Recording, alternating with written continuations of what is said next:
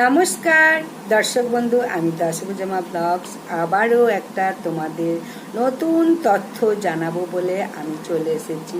আশা করছি তোমাদের প্রত্যেকের ভালো লাগবে, আর যদি ভালো লাগে অবশ্যই ভিডিওটা শেষ পর্যন্ত দেখো, এবং যদি আবারও বলবো লাইক সাবস্ক্রাইব বেশি বেশি করে শেয়ার করে দাও। প্রত্যেকে জিনিসটা জানলেও কিন্তু তোমারও কিছু উপকার হবে।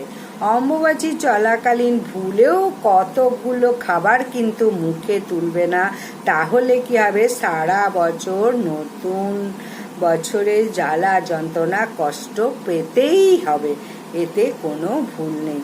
তবে এটা অনেকেই মনে করেন যে মাতা বসুন্ধরা ঋতুবতী হন, দেশ জুড়ে নানা বিধি নিষেধ পালন করা হয়। এই সময় যেমন সন্তান ধারণের ক্ষমতা ধারণ করে, সেই রকম আষাঢ় মাসে মৃগশিরা নক্ষত্রে চতুর্থ পদে পড়লেই শুরু হয় অম্বুবাচী। 3 দিন ধরে এই পর্যায় চলে। তাহলে এই যে আষাঢ় মাসে এই 3টে দিন নতুন সমস্ত কিছু জন্ম গ্রহণ করে।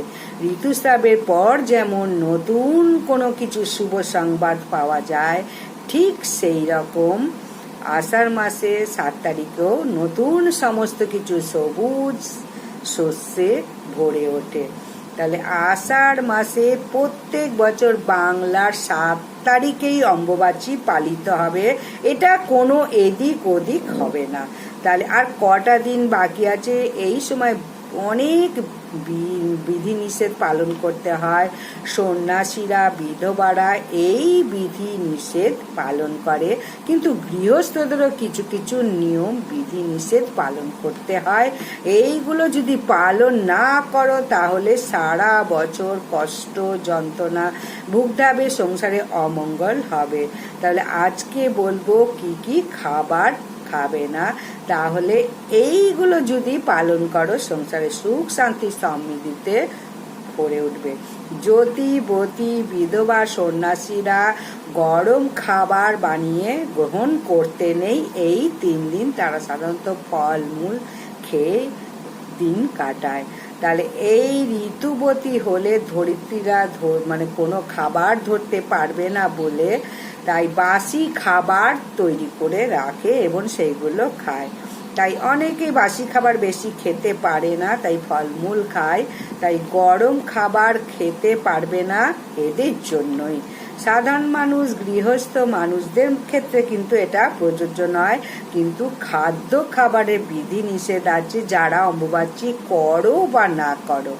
গৃহস্থ মানুষদের এই নিয়ম নিষেধগুলো অম্বুবাচী চলাকালীন অবশ্যই মাথায় রাখতে হবে। প্রবৃত্তি নিবৃত্তি মাঝখানে যে সময়টা আছে, কোন কোন খাবার ভুলেও তুলবে না, খাবারগুলো ভুলেও খাবে না, কিন্তু একবার হলো এই খাবারটা খেতেই হবে। এবছর অম্বুবাচী প্রবৃত্তি 7ই আষাঢ় 1432, 22 জুন 2025 রবিবার দুপুর 2:57 অম্বুবাচী প্রবৃত্তি লাগবে, এবং নিবৃত্তি হচ্ছে 10ই আষাঢ় 1432, ইংরাজি 25 জুন 2025 বুধবার রাত্রি 3:21।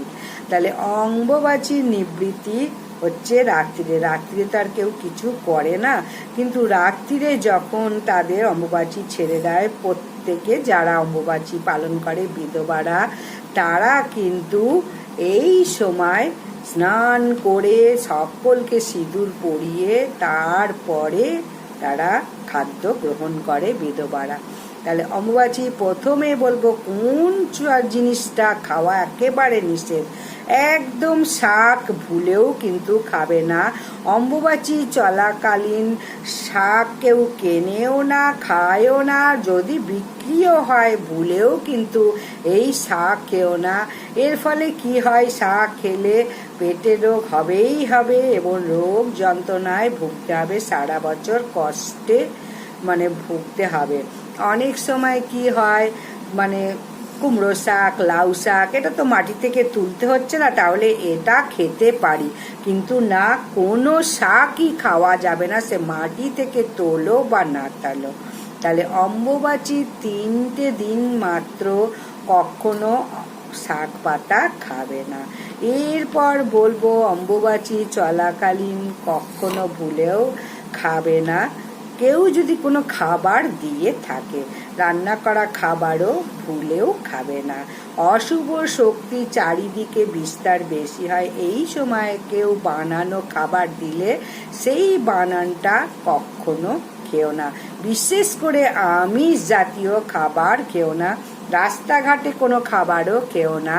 আর কখনো যদি রাস্তাঘাটে কোনো লাল কাপড়, লাল ফুল কোনো কিছু দেখতে পাও, লাল জবা, এইগুলো কিন্তু কখনো পাড়াবে না বা হাতে তুলে নিয়ে আসবে না। আর বাইরে যদি কেউ খাবার দিয়ে যায় বা বাইরে খাবার কিনেও খাবে না, মাত্র 3টে দিন ভালো করে মানো। আর এর ফলে পরিবারের কিন্তু উন্নতি হবে, রোগ জ্বালা যন্ত্রণা কষ্ট দূরে থাকবে, অর্থ ব্যয় কম হবে। আর অম্বুবাচী চলাকালীন একটা জিনিস তো খেতেই হবে, সেটা হচ্ছে আম আর দুধ। আম দুধ অবশ্যই খাওয়া উচিত। আম দুধ খেলে বলে সাপের বংশ বৃদ্ধি হয় না বা সাপের দংশনে তাকে কোনোদিন মরতে হবে না। তাই অম্বুবাচী চলাকালীন দইও ভুলেও খাবে না। অম্বুবাচী চলাকালীন নেশা জাতীয় কোনো দ্রব্য খাবে না। যেগুলোর নেশা যদি বন্ধ করতে পারো খুব ভালো হয়, বিশেষ করে চা কফি যদি বন্ধ করতে পারো, এগুলো খাওয়া উচিত না। কিন্তু অ্যালকোহল তো ভুলেও খাবে না। আর পান ভুলেও খেও না, পান গুটখা তামাক। তাই এগুলো খেলে নানা রকম রোগ ও ব্যাধি শরীরের মধ্যে বাসা বাঁধতে পারে। আর বলবো তেতো জাতীয় কোনো জিনিস খাবে না। নিম পাতা, উচ্ছে, করলা, বামনি শাক, তারপরে হেলেঞ্চে শাক, যেসব শাক তেতো আছে সেই কোনো তেতো জাতীয় জিনিস খাবে না। ভুলেও কিন্তু এই তেতো জাতীয় জিনিস এই 3 দিন অম্বুবাচী চলাকালীন সাধারণ মানুষও খাবে না। সাধারণ মানুষ মানে হচ্ছে গৃহস্থ মানুষরা ভুলেও কিন্তু খাবে না। আর এই সময় একদিন বলেই দিলাম যে ব্রাহ্মণকে ফল দান করাও খুব শুভ।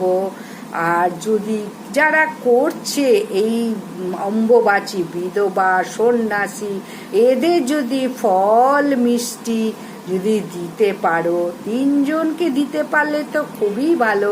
যারা ব্রত পালন করছে তাদেরকে আম, মিষ্টি, ফল এগুলো অম্বুবাচীর আগের দিন কিনে তুমি এদের দাও, তাহলে কিন্তু দুর্ভোগ অনেকটা কেটে যায়। মা কামাখ্যার আশীর্বাদও পাবে। এটা যুগ যুগ ধরে নিয়ম আছে। যেসব বিধবারা, জ্যোতি বদি বিধবারা এটা বিশেষ করে এরা পালন করে, তাই এই জ্যোতিবতী বিধবা সন্ন্যাসীদের যদি দেখতে পাও কিছু এইরকম কিনে তাদের দাও। ফল দান করলে, মিষ্টি দান করলে মা কামাখ্যার আশীর্বাদ অবশ্যই পাবে। এবং এটাও মনে করা হয় ওই বিধবা তাহলে কোনো দিন হবে না।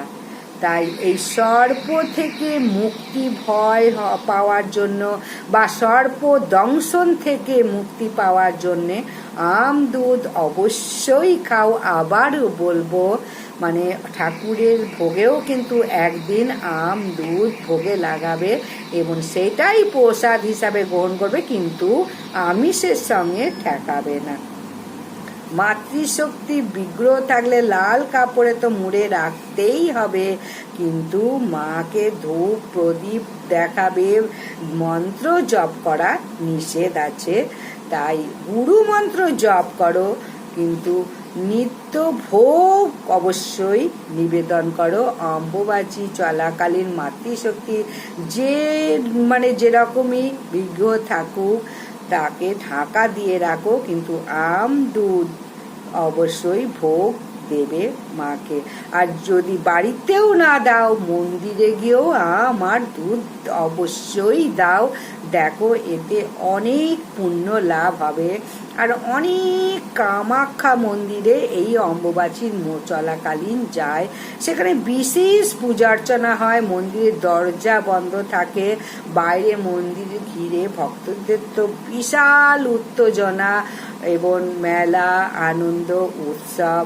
ওখানে কিন্তু এই সময় লাল কাপড় পাওয়া যায়, সেই লাল কাপড় যদি নিয়ে আসতে পারো মায়ের সতীপীঠ থেকে, কামাখ্যা থেকে, তাহলে গণেশ দর্শন অবশ্যই এই অম্বুবাচীর দিনকে করবে। গণেশ ঠাকুরের দর্শন করলে সমস্ত সংকট দূর হবে, বিঘ্ন দূর হবে এবং যা মনের কামনা করবে সেই মনস্কামনাও পূর্ণ হবে। আর যদি কারো সম্ভব না হয় তাহলে নিকটবর্তী কোনো গণেশ মূর্তি থাকে, অম্বুবাচী চলাকালীন ভগবান গণেশকে অন্তত একবার দর্শন করো এবং গণেশজিকেও আম দুধ দিয়ে এসো, মন্দিরেও আম দুধ দিয়ে এসো। তাহলে জানবে কোনো দিন তাহলে এই বৈধব্য যোগ হবে না তোমার, এই আম দুধ যদি দিতে পারো মন্দিরে বা গৃহে। তাহলে আজকে এখানে শেষ করছি। আশা করছি প্রত্যেকে ভালো আছো, সুস্থে আছো এবং শান্তিতে থাকো, এই কামনা করে এখানে শেষ করছি। প্রত্যেকে পারলে ভিডিওটা লাইক, সাবস্ক্রাইব, শেয়ার করে দাও। এখনো যারা সাবস্ক্রাইব করনি সাবস্ক্রাইব করে পাশে থাকো। নমস্কার।